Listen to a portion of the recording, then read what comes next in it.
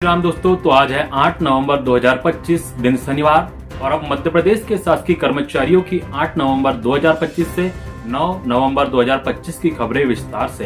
इससे पहले अगर आप हमारे चैनल पर नए हैं तो चैनल को जरूर सब्सक्राइब करें और कमेंट कर बताएं कि आप वीडियो कहां से देख रहे हैं।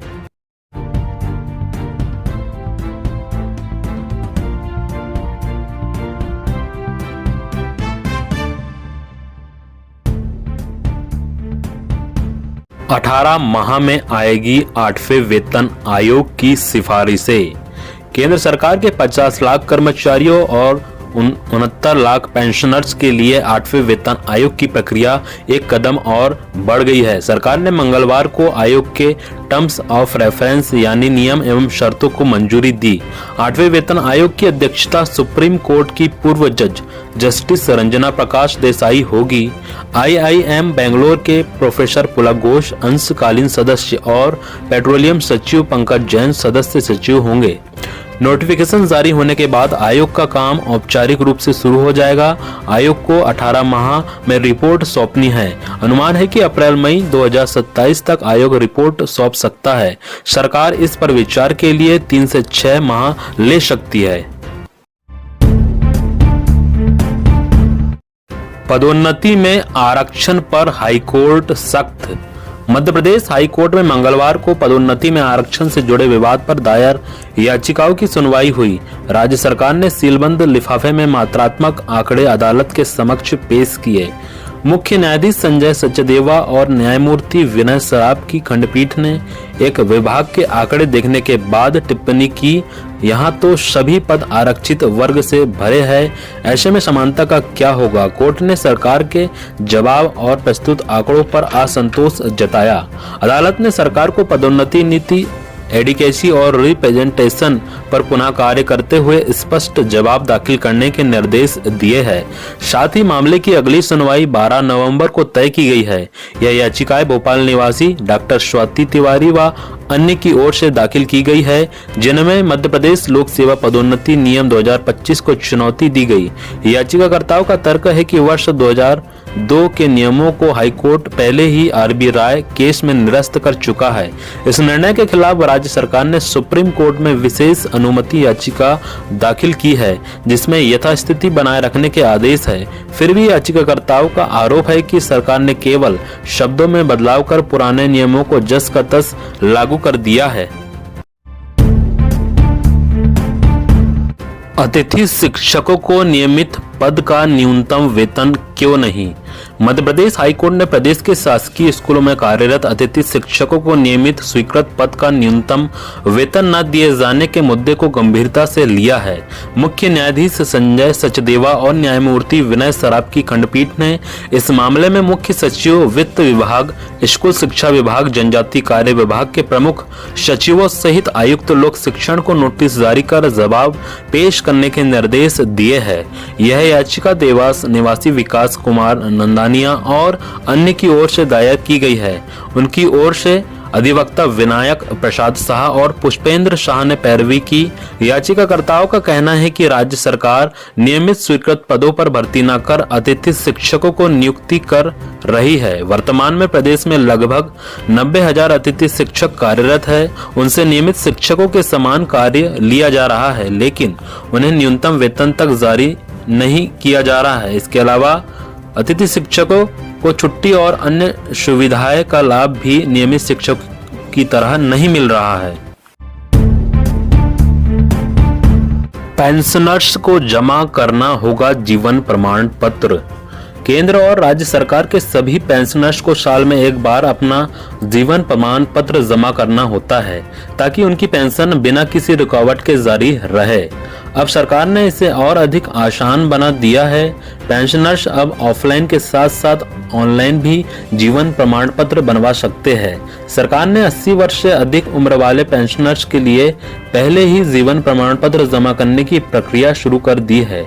इसके जरिए उन्हें भीड़ और समय की परेशानी से राहत मिलती है। गंभीर रूप से बीमार पेंशनर्स के लिए घर पर जाकर जीवन प्रमाण पत्र बनाने की सुविधा भी उपलब्ध है। सामान्य पेंशनर्स के लिए जीवन प्रमाण पत्र जमा करने की अवधि 1 नवंबर से 30 नवंबर 2025 तक है। वहीं 80 वर्ष से अधिक उम्र वाले पेंशनर्स 1 अक्टूबर से यह प्रक्रिया शुरू कर सकते हैं। अगर निर्धारित समय पर जीवन प्रमाण पत्र जमा नहीं किया गया तो पेंशन रुक सकती है। स्थायी कर्मियों को दे 7वें वेतनमान का लाभ। मांगों के लिए लंबे समय से संघर्ष कर रहे कर्मचारियों ने लाल स्याही से लिखे पोस्टकार्ड मुख्यमंत्री को भेजे। मध्य प्रदेश कर्मचारी मंच ने प्रदेश व्यापी आंदोलन के तहत इसके माध्यम से स्थायी कर्मियों को 7वां वेतनमान सहित दैनिक वेतन भोगी को सेवा वरिष्ठता लाभ देने की मांग की है।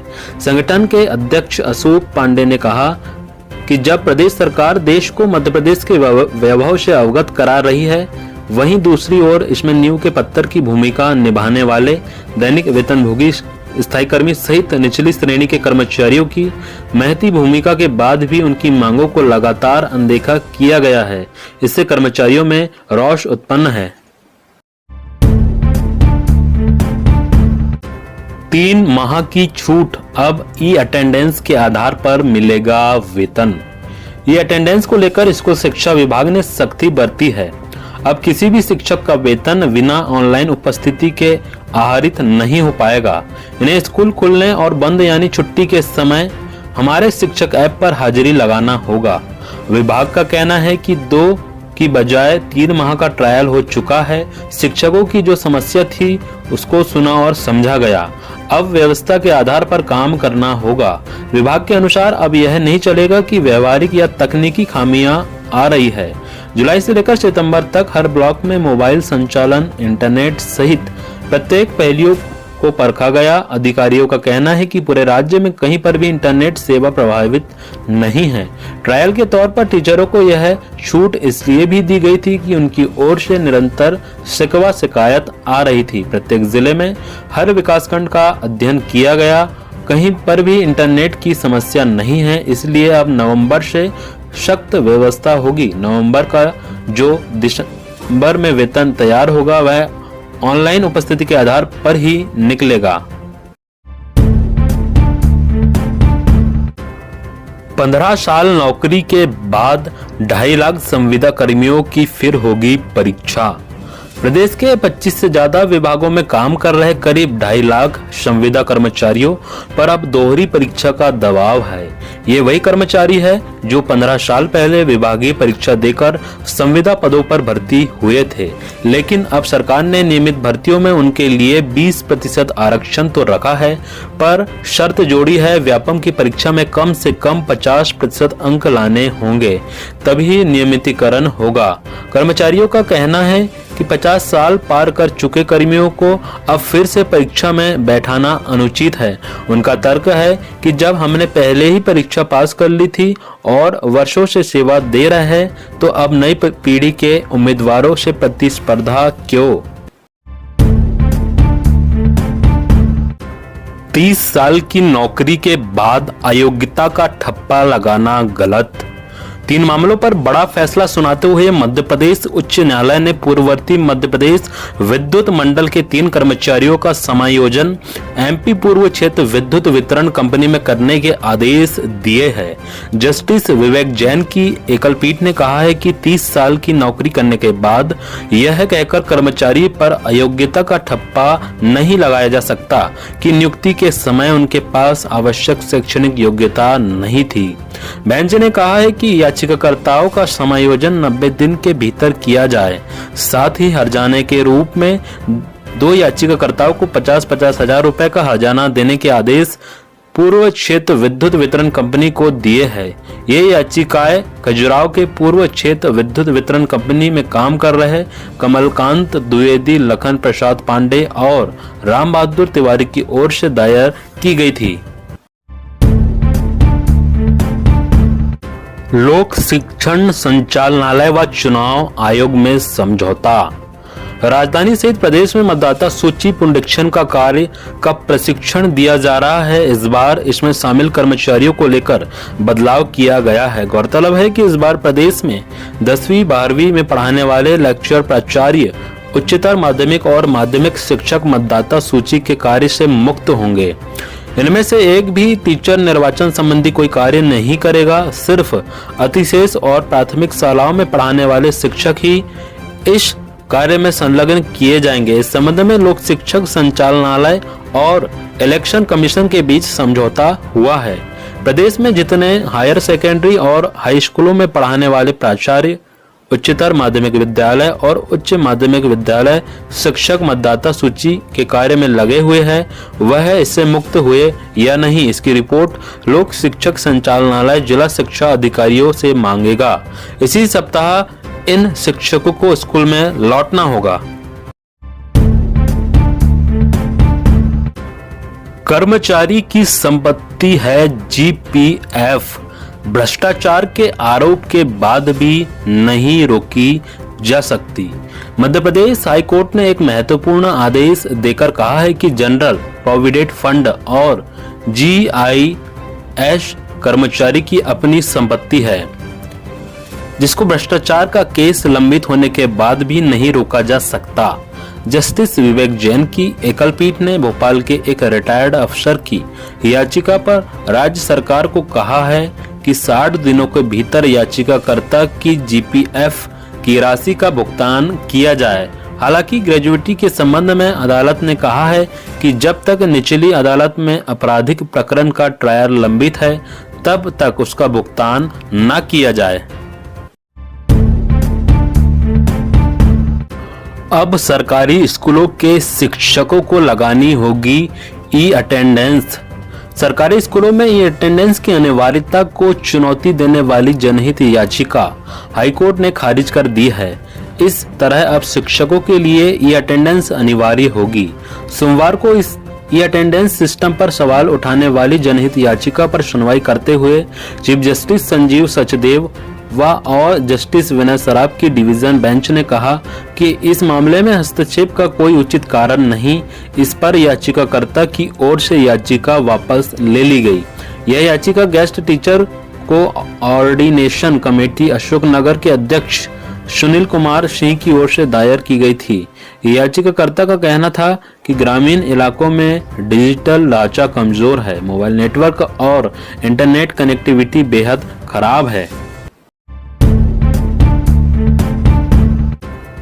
शिक्षक पोर्टल और ऐप पर डाटा एंट्री में जुड़े, पढ़ाई भगवान भरोसे।